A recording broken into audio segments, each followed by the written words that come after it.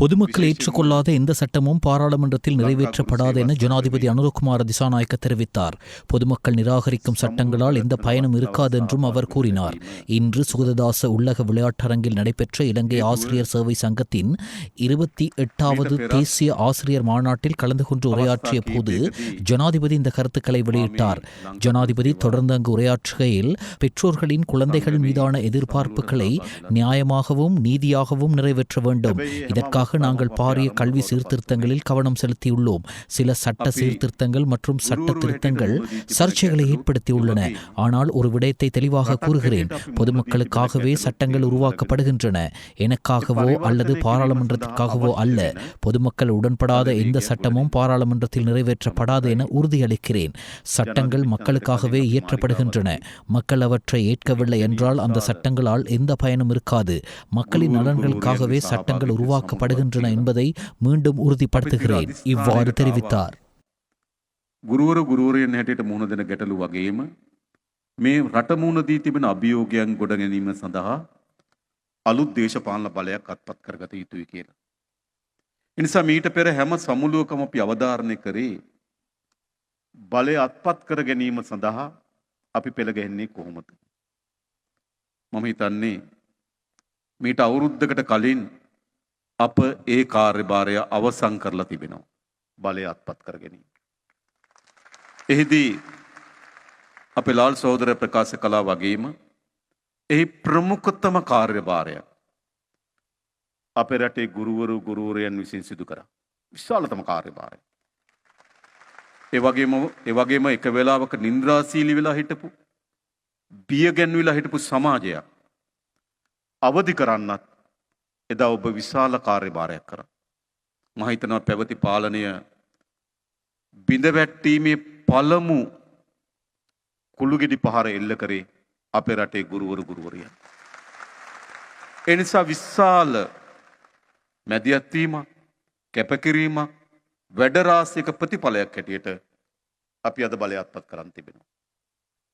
දැන් මේ සමුළුව අපි පවත්වන්නේ බලය අත්පත් කරගත්තු ව්‍යාපාරික වෘත්ති සමිති සමුළුවක් හැටියට. දැන් එදා තිබුණු අපේ අභියෝගයන් සහ අපේක්ෂාවන් අද තිබෙන අභියෝගයන් සහ අපේක්ෂාවන් අතර ඉතාමත් බරපතල වෙනස්කමක් තිබෙනවා. අද අපි හමුවේ තිබෙන අභියෝගයේ සහ අපේක්ෂාව කුමක්ද? පසුගිය මැතිවරණයෙන් හිදී මේ රටේ ජනතාව අපිට බලය ලබා දීමේදී ඔවුන් තුළ අපේක්ෂාවක්, බලාපොරොත්තුවක්, අරමුණක් තිබුණා. දැන් එනම් අප වෙත පැවරී තිබෙන කාර්යභාරය තමයි මේ රටේ සුවිශාල ජනතාව අප කරේ විශ්වාසය තබා ලබා දෙනම බලය ඔවුන්ගේ අරමුණු ඉටු කිරීම සඳහා මෙහෙවීම තමයි ආණ්ඩුවක් ලෙසත් වැඩ කරන ජනතාවත් ලෙසත් මේ මොහොතේ අපි සතුව තිබෙන අභියෝගය. මේක තමයි කාර්යය. වැඩ ගොඩක් තියෙනවා කරන්න. වැඩ ගොඩක් අපි ආරම්භ කරලා තිබෙනවා. අවසානයේදී අපිට සුවිශේෂී ජයග්‍රහණ රැසක් අත්පත් කරගත හැකියි. අපි කවුරුත් දන්නවා දීර්ඝ කාලයක් අපේ රට අනුගමනය කළ ලද ආර්ථික ප්‍රතිපත්තීන් වල ප්‍රතිවිපාක. දීර්ඝ කාලයක් අපේ රට අනුගමනය කළ ලද දේශපාලන සංස්කෘතියේ ප්‍රතිවිපාක. දීර්ඝ කාලයක් අපේ රට අනුගමනය කළ ලද නීතිය ආධිපත්‍ය බිඳවැටීමේ ප්‍රතිවිපාකවලට රටක් ජනතාවක් හැටියට අපි පහුගිය කාලේ මුහුණ දුන්නා. එහෙමනම් දැන් අපි සතුව තියෙන අභියෝගය තමයි පළමු කොටම අපේ රට ඉතාම ශක්තිමත් ස්ථාවර ආර්ථික පදනමක් නිර්මාණය කරගත යුතුයි. හැබැයි නීති විධානය ආධිපත්‍ය තහවුරු කරන්නේ නැතුව ගැටුම් වලින් තොර සමාජයක් නිර්මාණය කරන්නේ නැතුව ආර්ථිකයේ පමණක් ඉලක්ක කොටගෙන ගොඩනැගිය නොහැකි. නිසා ආර්ථිකයේ ගොඩනැගීමත් ඊට අදාළ පදනම් සකස් කිරීමත් අපගේ මූලික වගකීම. පදනම් නීතියේ විධානයේ ආධිපත්‍ය පදනමක්. ඒ නිසා තමයි බොහෝ අය හිතාගෙන හිටියා තමන්ගේ රැස්වලල්ල විසින් හෝ තමන්ගේ බලයන් සහ ආරෝපණය කර තිබෙන පවුල් පරම්පරාවන් විසින් හෝ තමන්ගේ අත ගාවට නීති එන්නේ නැති වෙයි කියලා. හැබැයි අපි සමාජයට ඔප්පු කරමින් තිබෙනවා ලංකාව තුල යලි කිසිවෙක් නීතිය ළඟා නොවන ළඟා නොවිය හැකි කිසිවෙක් ලංකාවේ මීට පස්සේ නැහැ. හැම කෙනාගාවට නීති ඒක අවශ්‍යයි. හැබැයි තවත් ශක්තිමත් කළ යුතුයි. අපි ඒ කාර්යය කරන්න ඕන. ඒ වගේම දේශපාලන සංස්කෘතිය විශාල පරිවර්තනයක් අපි කරන්න ඕන. හැබැයි ඒට සමගාමීව ආර්ථිකයේ ස්ථාවරභාවයක් සහ වර්ධනයක් අපි අත්පත් කරගත යුතුයි. ඒක තමයි වැදගත්ම ශේෂ්ත්‍රය. ආර්ථිකය ඉස්සරහට යනකොට අපි පැති කිහිපයක් කල්පනා කරලා තිබෙනවා. එකක් අපි කොහොමද මේ දෛනිකව ගොඩනැගෙමින් තිබෙන ණයබරෙන් මේ රාජ්‍ය මුදවගන්නේ? දැන් බොහෝ අය කියනවා 2028 වෙනකොට අපි ණය ගෙවීම ආරම්භ කරන්න තිබෙනවා. 2028 දී මේ ණය ගෙවීමට නොහැකි තත්ත්වයක් ඇති වේවි කියලා. ඔව් ඒක ඇත්ත. ඒගොල්ලෝ හිටියනම් මතක තබා ගන්න දැන් ඉන්නේ අපි. ඒ නිසා අපි තාමත් සැලසුම් සහගතව 2028 இந்தியாவின் பாதுகாப்புக்கு அச்சுறுத்தல் ஏற்படும் வகையில் இலங்கை பூமியை பயன்படுத்த எவருக்கும் இடமளிக்கப்பட மாட்டாது என பிரதமர் கலாநிதி ஹரணி அமரசூரிய தெரிவித்துள்ளார். தனது இந்திய உத்தியோகபூர்வ விஜயத்தின் போது தாம் கல்வி கற்ற டெல்லி இந்து கல்லூரிக்கு விஜயம் செய்த வேளையிலேயே அவர் இதனை குறிப்பிட்டார். பிரதமர் கலாநிதி ஹரணி அமரசூரிய நேற்று புதுடில்லியில் இந்திய வெளியுறவுத்துறை அமைச்சர் கலாநிதி எஸ் ஜெய்சங்கரை சந்தித்தார். இரு தரப்பினருக்கும் இடையிலான ஒத்துழைப்பை வெளிப்படுத்துவது குறித்து இந்த சந்திப்பில் கலந்துரையாடப்பட்டுள்ளது. இதுகுறித்து தனது எக்ஸ் கணக்கில் பதிவொன்றை வெளியிட்ட இந்திய வெளியுறவுத்துறை அமைச்சர் புதுடெல்லியில் இலங்கை பிரதமர் ஹரணி அமரசூரியவை சந்தித்தது மகிழ்ச்சி அளிப்பதாக பதிவிட்டுள்ளார். இலங்கைக்கு இந்தியாவின் தொடர்ச்சியான ஆதரவு, கல்வி மற்றும் திறன் மேம்பாட்டில் நமது ஒத்துழைப்பை வெளிப்படுத்துவது குறித்து கலந்துரையாடினோம் என்று அவர் தனது எக்ஸ் பதிவில் மேலும் குறிப்பிட்டுள்ளார். 28 மில்லியன் ரூபாய் பெறுமதியான சொத்துக்களை முறைகேடாக ஈட்டியதன் சந்தேகத்தின் பேரில் லஞ்ச ஒழிப்பு ஆணைக்குழுவால் கைது செய்யப்பட்டு விளக்கமறியலில் வைக்கப்பட்ட முன்னாள் ஜனாதிபதி மஹிந்த ராஜபக்ஷவின் பாதுகாப்பு அதிகாரி நெவில் வன்னியாராச்சியை எதிர்வரும் அக்டோபர் மாதம் 31ஆம் தேதி வரை தொடர்ந்தும் விளக்கமறியலில் வைக்குமாறு கொழும்பு நீதிவான் நீதிமன்றம் உத்தரவிட்டுள்ளது. லஞ்ச ஒழிப்பு ஆணைக்குழு அதிகாரிகள் மற்றும் சந்தேக நபரின் சட்டத்தரணிகள் முன்வைத்த வாதங்களை பரிசீலித்த பின்னர் கொழும்பு பிரதான நீதிவான் அசங்க எஸ் போதரகம இந்த உத்தரவை பிறப்பித்தார். இந்த விடயம் தொடர்பாக மேலதிக விசாரணைகளை மேற்கொண்டு எதிர்வரும் நாட்களில் அறிக்கை சமர்ப்பிக்குமாறு லஞ்ச ஒழிப்பு ஆணைக்குழுவிற்கும் நீதிவான் உத்தரவிட்டார். பொருளாதார முன்னேற்றத்தை வேகப்படுத்தினால் மாத்திரமே 2028 முதல் கடனை திருப்பி செலுத்த முடியும். அவ்வாறென்று பொருளாதார வளர்ச்சி வேகம் முன்னேற்றம் அடையாவிட்டால் கடனை மீள செலுத்த முடியாமல் மீண்டும் வங்குரோத்து நிலையை அடையும் அபாயம் காணப்படுவதாக எதிர்க்கட்சித் தலைவர் சஜித் பிரேமதாச தெரிவித்தார். புதிதாக தேர்ந்தெடுக்கப்பட்ட ஐக்கிய மக்கள் சக்தியின் மாத்தளை மாவட்ட உள்ளூராட்சி மன்ற உறுப்பினர்களுடன் நேற்று முன்தினம் புதன்கிழமை மாத்தளை நகரில் இடம்பெற்ற சந்திப்பில் கலந்து கொண்டு உரையாற்றும் போதே இதனை அவர் தெரிவித்தார். மக்களின் துயரங்களை புரிந்து கொள்ளும் பலமானதொரு அரசியல் சக்தியாக ஐக்கிய மக்கள் சக்தி திகழ வேண்டும். அண்மையில் நடந்த 2 ஜனாதிபதி தேர்தல்களிலும் நாட்டின் 220 லட்சம் மக்களும் ஏமாற்றம் அடைந்தனர். 2019 ஜனாதிபதி தேர்தலின் பின்னர் நாடு வங்குரோத்தடைந்தது. 2024 ஜனாதிபதி தேர்தலின் போது சமூகமயப்படுத்தப்பட்ட பொய்கள் மற்றும் ஏமாற்று பேச்சுக்களால் நாட்டு மக்கள் மீண்டும் ஏமாற்றம் அடைந்துள்ளனர் என தெரிவித்தார். போதைப்பொருள் தொகையை கொண்டு வந்ததாக சந்தேகிக்கப்படும் படகொன்று தெற்கு கடற்பரப்பில் வைத்து கடற்படையினரால் சுற்றி வளைக்கப்பட்டுள்ளது. குறித்த படகு மற்றும் அதிலிருந்து 5 பேர் காலி மீன்பிடி துறைமுகத்திற்கு அழைத்து வரப்பட்டுள்ளதாக கடற்படை தெரிவித்துள்ளது.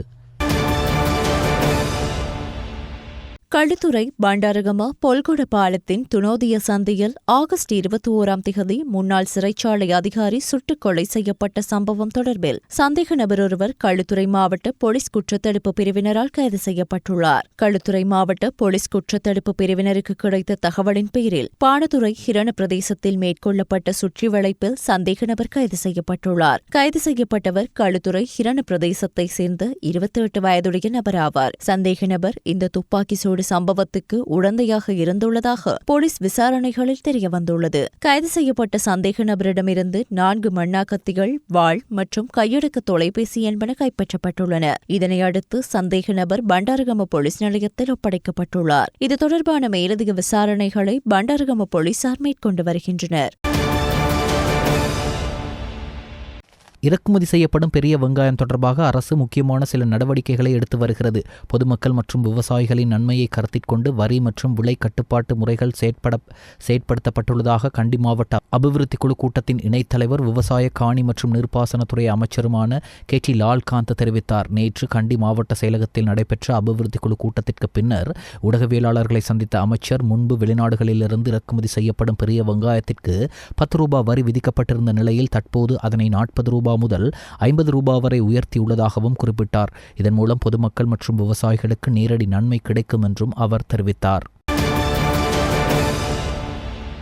தி சொய்சா மகப்பேற்று மருத்துவமனையின் 4 மாடிகளை கொண்ட கட்டிடத்தில் நிறுவப்பட்டுள்ள அதிதீவிர சிகிச்சை பிரிவு பொதுமக்கள் பாவனைக்காக சுகாதார மற்றும் வெகுஜன ஊடக அமைச்சர் நலிந்த ஜெயதிசவினால் திறந்து வைக்கப்பட்டது. அனைத்து நவீன வசதிகளுடன் கூடிய இந்த அதிதீவிர சிகிச்சை பிரிவை நிர்மாணிப்பதற்காக 249 மில்லியன் ரூபாய் செலவிடப்பட்டுள்ளது. இலங்கையில் உள்ள மகப்பேற்று மருத்துவமனையொன்றில் அதிதீவிர சிகிச்சை பிரிவு ஸ்தாபிக்கப்படுவது இதுவே முதல் முறை எனவும், வெகு விரைவில் கண்டி தேசிய வைத்தியசாலை மற்றும் அனுராதபுரம் வைத்தியசாலையில் மகப்பேற்று பிரிவுகளை நிறுவுவதற்கு எதிர்பார்த்துள்ளதாக சுகாதார மற்றும் வெகுஜன ஊடக அமைச்சர் நலிந்த ஜெயதிச தெரிவித்துள்ளார். இந்த நிகழ்வில் கலந்து கொண்ட சுகாதார அமைச்சர் உரையாற்றுகையில், இந்த நாட்டின் சுகாதார அமைப்பில் 150 வருடகால சேவையை வழங்கி வரும் சிறப்புக்குரிய மகப்பேற்று மருத்துவமனையாக தி சொய்சா மகப்பேற்று மருத்துவமனை உள்ளது.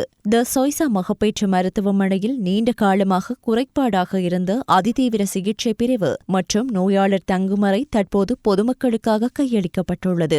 நாட்டில் ஆண்டுதோறும் 3 தொடக்கம் 5 வீதமான பிரசவங்கள் தி சொய்சா மகப்பேற்று மருத்துவமனையில் நிகழ்கின்றன. இலங்கையில் உள்ள மகப்பேற்று மருத்துவமனையொன்றில் அதிதீவிர சிகிச்சை பிரிவு ஸ்தாபிக்கப்படுவது இதுவே முதல் முறை எனவும், வெகு விரைவில் கண்டி தேசிய வைத்தியசாலை மற்றும் அனுராதபுரம் வைத்தியசாலையில் மகப்பேற்று பிரிவுகளை நிறுவுவதற்கு எதிர்பார்க்கப்பட்டுள்ளது. அனைத்து வசதிகளுடனும் 4 நோயாளர் தங்கும் அறைகளை உள்ளடக்கிய வகையில் அவை நிர்மாணிக்கப்படும். மீதமுள்ள 2 மாடி கட்டிடங்களின் நிர்மாணப் பணிகள் எதிர்வரும் ஜூன் மாதம் அளவில் நிறைவடையவுள்ளதுடன் மேலும் 2 மாடிகளைக் கொண்ட புதிய கட்டிடம் ஒன்றும் தி சொய்சா மகப்பேற்று மருத்துவமனையில் நிர்மாணிக்கப்பட உள்ளது என்று அவர் தெரிவித்தார். கிளப் வசந்த் கொலை தொடர்பாக தற்போது விளக்கமறியலில் வைக்கப்பட்டுள்ள லொக்குபெட்டி என்ற குற்றவாளியின் நிதி கொடுக்கல் வாங்கல்களை கையாண்ட கந்தர பகுதியைச் சேர்ந்த கப்புவா ஒருவர் நேற்று கைது செய்யப்பட்டார். சட்டவிரோத சொத்துக்கள் விசாரணை பிரிவின் வலையமைப்பு மோசடி விசாரணை பிரிவினால் இந்த கைது இடம்பெற்றுள்ளது. விசாரணை அதிகாரிகள் நடத்திய விசாரணையில் சந்தேக நபரின் கணக்கில் ரூபாய் 330 மில்லியனுக்கும் அதிகமான பணம் புழக்கத்தில் இருந்ததாக தெரிய வந்துள்ளது. விசாரணைகளில் அவருக்கு லொக்குபெட்டியுடன் நெருங்கிய தொடர்புகள் இருந்ததாகவும் தெரிய வந்துள்ளது. லொக்குபெட்டியின் கருப்பு பணத்தை வெள்ளையாக்கும் நடவடிக்கையில் அவர் ஈடுபட்டிருந்ததாக போலீசார் தெரிவித்தனர். சந்தேக நபர் கொழும்பு நீதவான் நீதிமன்றத்தில் ஆஜர்படுத்தப்பட்ட பின்னர் 7 நாள் தடுப்பு உத்தரவு பெறப்பட்டு மேலதிக விசாரணைகள் முன்னெடுக்கப்பட்டுள்ளன. இலங்கை வரலாற்றில் 24 கேரட் 1 பவுன் தங்கத்தின் விலை இன்று 4 லட்சத்தை கடந்துள்ளது. இதன்படி 24 கேரட் 1 பவுன் தங்கத்தின் விலை 4,10,000 அதிகரித்துள்ளதாக செட்டியார் தெரு தங்க சந்தை தகவல்கள் தெரிவிக்கின்றன.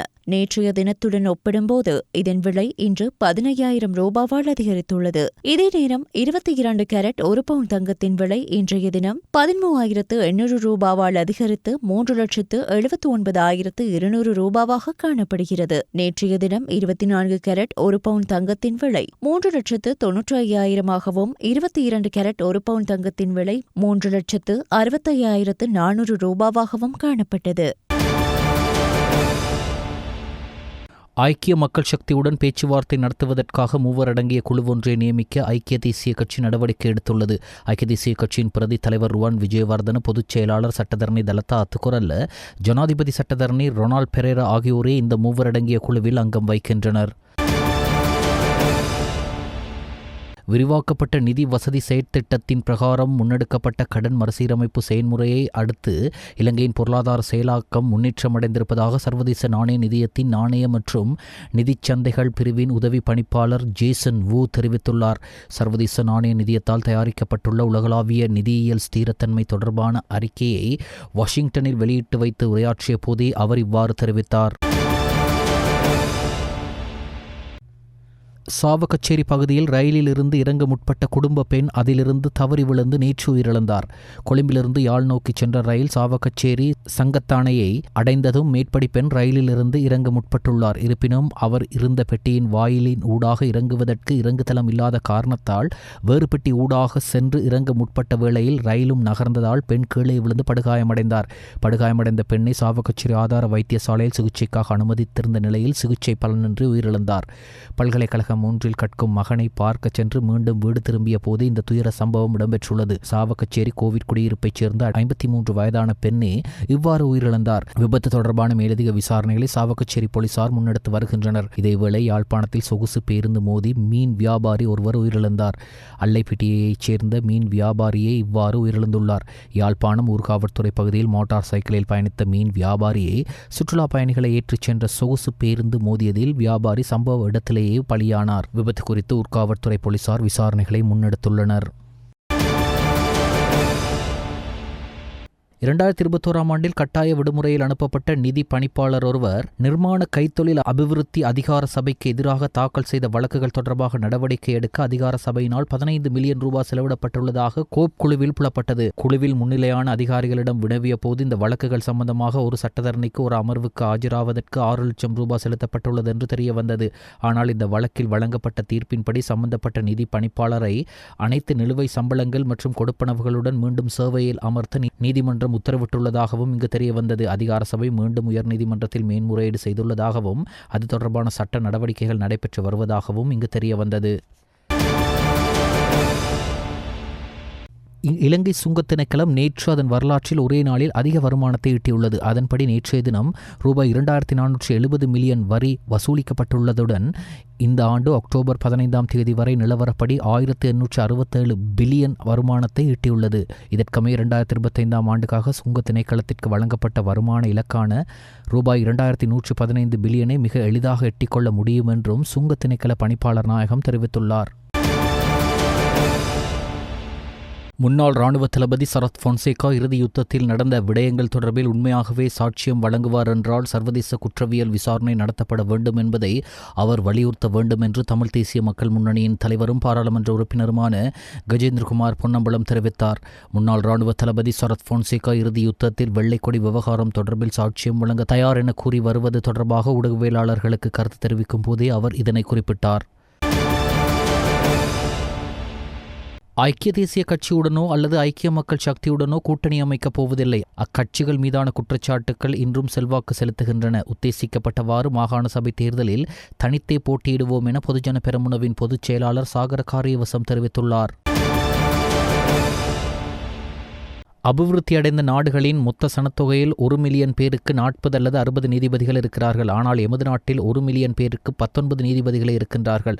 வழக்கு விசாரணைகள் தாமதமாவதற்கு இந்த நிலையும் ஒரு காரணமாக இருக்கின்றது என நீதி மற்றும் தேசிய ஒருமைப்பாட்டு அமைச்சர் அர்ச்சனா நாணயக்கார தெரிவித்தார். 202 மில்லியன் ரூபாய் செலவில் நிர்மாணிக்கப்பட்ட புத்தளம் புதிய நீதிமன்ற கட்டிடத்தை மக்கள் பாவனைக்காக திறந்து வைக்கும் நிகழ்வு நேற்று முன்தினம் இடம்பெற்றது. அதில் பிரதம அதிதியாக கலந்து கொண்டு உரையாற்றுகையிலே அவர் இவ்வாறு தெரிவித்தார். சட்டவிரோத கஞ்சா கலந்த மதன மோதகம் தொகையொன்றை விற்பனைக்காக வைத்திருந்த 56 வயதுடைய நபரொருவர் நோட்டன் பிரிட்ஜ் போலீசாரால் கைது செய்யப்பட்டுள்ளார். லாரியொன்றில் வெதுப்பக உற்பத்தி பொருள் விற்பனை என்ற போர்வையில் கஞ்சா கலந்த மதன மோதக போதைப்பொருள் விற்பனை செய்யப்படுவதாக புலனாய்வு பிரிவுக்கு தகவல் கிடைத்துள்ளது. இதற்கமைய நோட்டன் பிரிட்ஜ் ஊடாக குறித்த லாரி ஹட்டன் நோக்கி பயணித்துக் கொண்டிருக்கையில் மேற்கொள்ளப்பட்ட சுற்றி வளைப்பின் போதே குறித்த நபர் கைது செய்யப்பட்டுள்ளார். சந்தேக நபரிடமிருந்து 250 மதன மோதக பொதிகள் கண்டுபிடிக்கப்பட்டுள்ளன. சந்தேக நபர் விசாரணையின் பின்னர் நீதிமன்றத்தில் ஆஜர்படுத்தப்படவுள்ளதோடு மேலதிக விசாரணைகளை நோட்டன் பிரிட்ஜ் போலீசார் மேற்கொண்டு வருகின்றனர்.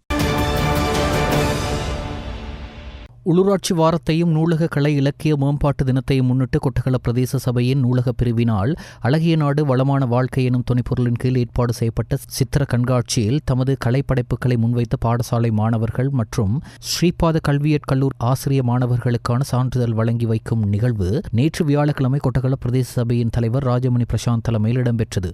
மேலும் நிகழ்வில் சித்திர கண்காட்சியில் படைப்புகளை முன்வைத்த மாணவர்களுக்கு சான்றிதழ் வழங்கியதுடன் மாணவர்களின் கலை நிகழ்வுகளும் இடம்பெற்றமை குறிப்பிடத்தக்கது. இந்நிகழ்வில் கொட்டகல பிரதேச சபையின் உறுப்பினர்கள் மற்றும் செயலாளர், ஸ்ரீபாத கல்வியற் கல்லூரியின் பீடாதிபதி மற்றும் விரிவுரையாளர்கள், ஆசிரிய மாணவர்கள், கொட்டகல தமிழ் மகாவித்தியாலயம், கேம்பிரிட்ஜ் கல்லூரி, வட்டகொட தமிழ் வித்தியாலயம் மற்றும் வட்டகொட சிங்கள வித்தியாலயம் ஆகிய பாடசாலை ஆசிரியர்கள் மற்றும் மாணவர்கள் கலந்து கொண்டனர். ஐக்கிய நாடுகள் சபையின் 60 கீழ் 1 பிரேரணையில் எவ்விடயத்திலும் பயங்கரவாதம் என்று குறிப்பிடப்படவில்லை. பிரிவினைவாத இனவாத அரசியலால் இலங்கையில் இனவாத யுத்தம் ஏற்பட்டது என்று குறிப்பிடப்பட்டுள்ளது. இலங்கையில் பயங்கரவாத யுத்தமே காணப்பட்டது. அந்த மிலேச்சத்தனமான யுத்தத்தை நாங்கள் தோற்கடித்தோம் என முன்னாள் அமைச்சர் சரத் வீரசேகர தெரிவித்துள்ளார். இலங்கை புகையிரத அதிபர் சங்கத்தின் புதிய தலைவராக சுமேத சோமரத்னவும், சங்கத்தின் பிரதான செயலாளராக சுசுன் சாமர ஜெயசேகரவும், பொருளாளராக சதீஷ்குமார் ஆகியோரும் தெரிவு செய்யப்பட்டுள்ளனர். இலங்கை புகையிரத நிலைய அதிபர் சங்கத்தின் மகாசபை கூட்டம் நேற்று வியாழக்கிழமை மாளிகாவத்த செரண்டி ஹோட்டலில் நடைபெற்றது. இம்முறை நடைபெற்ற வாக்கெடுப்பில் இலங்கை புகையிரத அதிபர் சங்கத்தின் தலைவராக சுமேத சோமரத்ன தெரிவு செய்யப்பட்டதுடன் சங்கத்தின் பிரதான செயலாளராக சுசுன் சாமர ஜெயசேகர மற்றும் பொருளாளராக சதீஷ்குமார் ஆகியோர் தெரிவு செய்யப்பட்டனர். அரசாங்க காணியின் ஒரு பகுதியை பயிர்ச்செய்கைக்கு வழங்குவதற்காக ஒருவரிடம் 1.2 மில்லியன் ரூபாயை லஞ்சமாக கோரி பெற்றதற்காக விவசாய ஆராய்ச்சி மற்றும் உற்பத்தி உதவியாளர் ஒருவர் நேற்று லஞ்ச ஒழிப்பு ஆணைக்குழுவால் கைது செய்யப்பட்டார். மகாவ பகுதியைச் சேர்ந்த ஒருவர் அளித்த முறைப்பாட்டை தொடர்ந்து இந்த கைது இடம்பெற்றுள்ளது.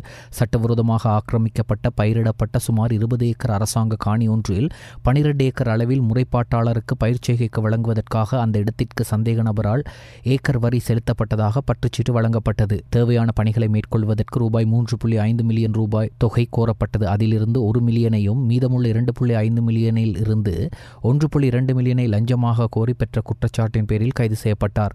தியலும விவசாய சேவை மையத்தின் விவசாய ஆராய்ச்சி மற்றும் உற்பத்தி உதவியாளர் ஒருவரே இவ்வாறு கைது செய்யப்பட்டுள்ளார். நேற்று மதியம் 12:15 மணியளவில் தன்மல்வில வெள்ளவாய பிரதான வீதியில் உள்ள எதிலிவெவ நகரில் உள்ள ஒரு உணவகத்தில் வைத்து லஞ்சம் அல்லது ஊழல் குற்றச்சாட்டுக்களை விசாரிக்கும் ஆணைக்குழுவின் விசாரணை அதிகாரிகளால் அவர் கைது செய்யப்பட்டார். கைது செய்யப்பட்ட சந்தேக நபர் வெள்ளவாய பிரதான நீதவான் நீதிமன்றத்தில் ஆஜர்படுத்தப்பட்டார்.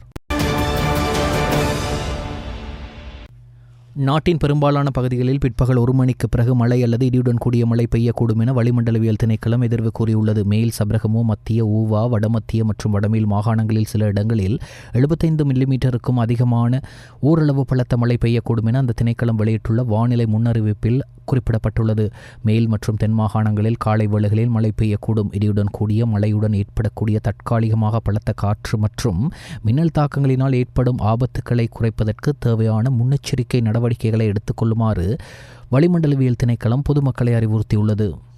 யுக்ரைனில் போரை முடிவுக்கு கொண்டு வருவது குறித்து மேலதிக கலந்துரையாடலுக்காக அமெரிக்க ஜனாதிபதி டொனால்டு டிரம்ப் மற்றும் ரஷ்ய ஜனாதிபதி விளாடிமிர் புட்டின் ஆகியோர் ஹங்கேரியாவில் இன்று சந்திக்கவுள்ளனர். இரு நாட்டு தலைவர்களுக்கும் இடையில் நேற்று தொலைபேசி உரையாடல் இடம்பெற்றுள்ள நிலையில் இதன்போது இந்த உடன்பாடு எட்டப்பட்டுள்ளதாக டொனால்டு டிரம்ப் குறிப்பிட்டுள்ளார். அதன்படி அமெரிக்க ராஜாங்க செயலாளர் மார்க்கோ ரூபியோ தலைமையிலான உயர்மட்ட ஆலோசகர்கள் குழு அடுத்த வாரம் ரஷ்ய அதிகாரிகளை சந்திக்கவுள்ளதுடன் இதன்போது இரு ஜனாதிபதிகளின் சந்திப்பின் திகதி குறித்து தீர்மானிக்கப்படவுள்ளது. ட்ரம்ப் புட்டின் சந்திப்பு ஹங்கேரியாவின் நகரமான புடாபெஸ்டில் நடைபெற வாய்ப்புள்ளதாக தெரிவிக்கப்படுகிறது.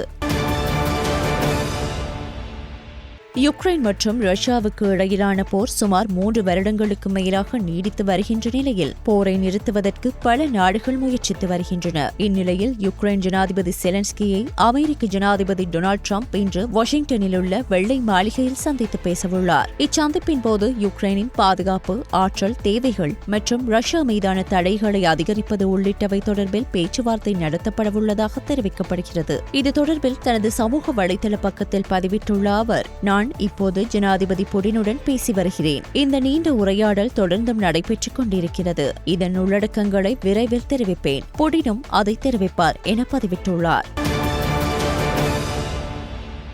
இந்திய பிரதமர் நரேந்திர மோடி ரஷ்யாவில் எண்ணெய் கொள்வனவு செய்வதை நிறுத்த ஒப்புக்கொண்டதாக அமெரிக்க ஜனாதிபதி டொனால்டு டிரம்ப் தெரிவித்துள்ளார். இந்நிலையில் ஜனாதிபதி டிரம்பின் கருத்தை இந்தியா திட்டவட்டமாக மறுத்துள்ளது. மேலும் கச்சா எண்ணெய், எரிவாயு இறக்குமதியில் நுகர்வோருக்கு முன்னுரிமை வழங்குவதே எமது கொள்கை. எரிசக்தி விலைகள் மற்றும் பாதுகாக்கப்பட்ட விநியோகங்களை உறுதி செய்தல், சந்தை நிலவரங்களுக்கு ஏற்ப அவை மாறுபடலாம் என இந்திய வெளியுறவுத்துறை அமைச்சின் செய்தி தொடர்பாளர் ரந்தீப் ஜெய்ஸ்வால் விளக்கம் அளித்துள்ளார். நேற்று இரு தலைவர்களுக்கும் இடையில் எந்த உரையாடலும் நடந்ததாக எனக்கு தெரியாது என்றும் இந்திய வெளியுறவுத்துறை அமைச்சின் செய்தி தொடர்பாளர் கூறியுள்ளமை குறிப்பிடத்தக்கது. இலங்கை மற்றும் இந்தியா இணைந்து நடத்தும் 2026 ஆண்டுக்கான ICC ஆண்கள் 2020 உலகக்கிண்ண போட்டிக்காக தகுதி பெற்ற அணிகளின் பட்டியல் அறிவிக்கப்பட்டுள்ளது. ICC வெளியிட்டுள்ள அறிக்கையின்படி இந்த அணிகளின் செயல்திறன் 2024 T20 உலகக்கிண்ண தொடரில் நடத்தப்பட்ட சாதனைகள், ICC தரவரிசை மற்றும் பிராந்திய தகுதி சுற்றுக்கள் ஆகியவற்றின் அடிப்படையில் தேர்ந்தெடுக்கப்பட்டுள்ளதாக தெரிவிக்கப்படுகின்றது. அதன்படி குறித்த தொடரை நடத்தும் நாடுகளான இந்தியா மற்றும் இலங்கை ஆகிய நாடுகளும் ஆப்கானிஸ்தான், ஆஸ்திரேலியா, பங்களாதேஷ், இங்கிலாந்து, தென்னாப்பிரிக்கா, அமெரிக்கா மற்றும் மேற்கிந்திய தீவுகள் ஆகிய அணிகள் 2024 ஆண்டு உலகக்கிண்ண போட்டியில் செயல்திறன் அடிப்படையில் தகுதி பெற்றுள்ளன. மேலும் ICC T20 தரவரிசை மூலம் அயர்லாந்து, நியூசிலாந்து மற்றும் பாகிஸ்தான் ஆகிய அணிகள் தகுதி பெற்றுள்ளன. அத்தோடு கனடா, இந்தியா, நெதர்லாந்து, நேபாளம், ஓமன், ஐக்கிய அரபு ராச்சியம், நமீபியா மற்றும் சிம்பாப்வே ஆகிய அணிகள் தகுதி பெற்றுள்ளன. அதன்படி நடைபெறவிருக்கும் 2026 ஆண்டுக்கான T20 உலக கிண்ணத்தின் முதல் சுற்றுக்கு 20 அணிகள் தகுதி பெற்றுள்ளமை குறிப்பிடத்தக்கது.